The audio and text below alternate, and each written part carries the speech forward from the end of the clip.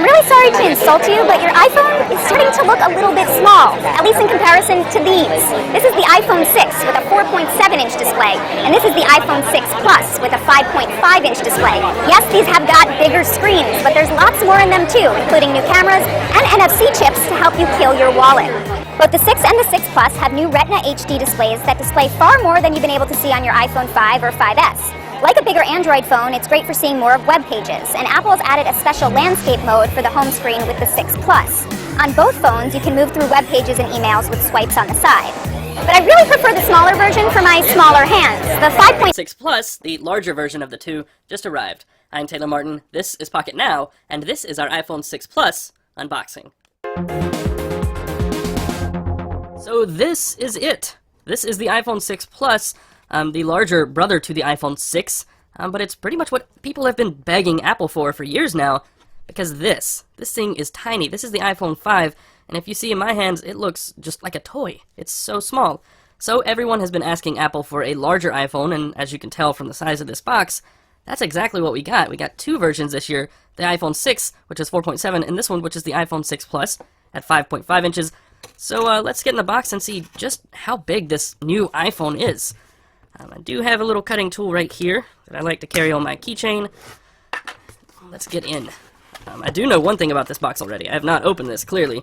All the seals are still closed.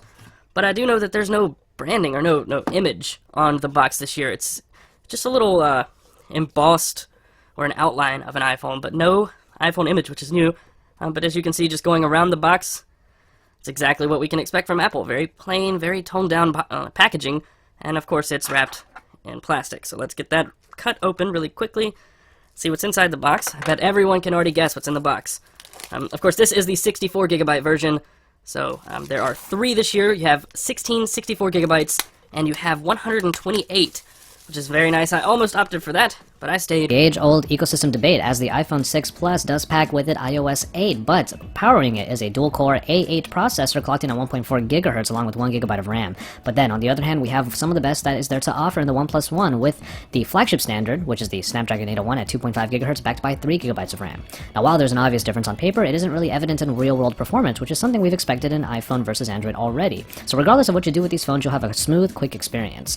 The iPhone 6 Plus comes with 16, 64, or 128 gigabytes of storage, while the OnePlus One comes in at 16 and 64 gigabyte flavors, and neither offer the option of expandable storage. Apple did finally introduce NFC with their device, even if it is limited to just the use of Apple Pay, but also worth noting is the return of the fingerprint scanner, and that is a convenient layer of extra security which can now be used by some third-party applications in iOS 8. These are features that don't make it onto the more Spartan OnePlus One. As we move into the cameras, we find that the iPhone 6 Plus keeps the 8-megapixel rear shooter from its predecessor, though it does come with a new sensor, an f2.2 aperture lens, faster autofocus, and optical image stabilization, which is not found in its smaller brethren. Video also gets a boost as well, especially with the ability to capture slow-motion video at 240 frames per second in 720p resolution. Indeed, the modes that are available in the iPhone 6 camera application might seem quite limited, but we have found that iPhone quality in terms of this picture has been pretty good in previous iterations, and we don't expect it to change in this one. On the other hand, we have the 13-megapixel Sony Exmor RS sensor of the OnePlus One, combined with a 6-part lens construction with the f2.0 aperture, a dual LED flash, and a great software package that, in contrast to the iPhone 6 camera app, has a lot of different features which will allow for a great camera experience that is catered to the way that you want it to be. On the front, you get a 5-megapixel camera with a wide lens that enables an 80 degrees field of view, which is good for some selfie lovers out there.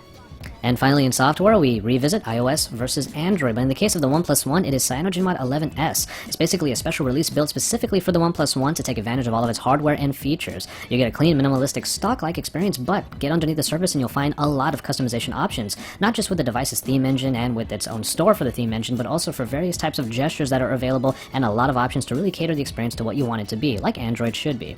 But for the iPhone 6, the iOS 8 UI remains largely the same as iOS 7, but there are some new features, such as the support for third-party keyboards, putting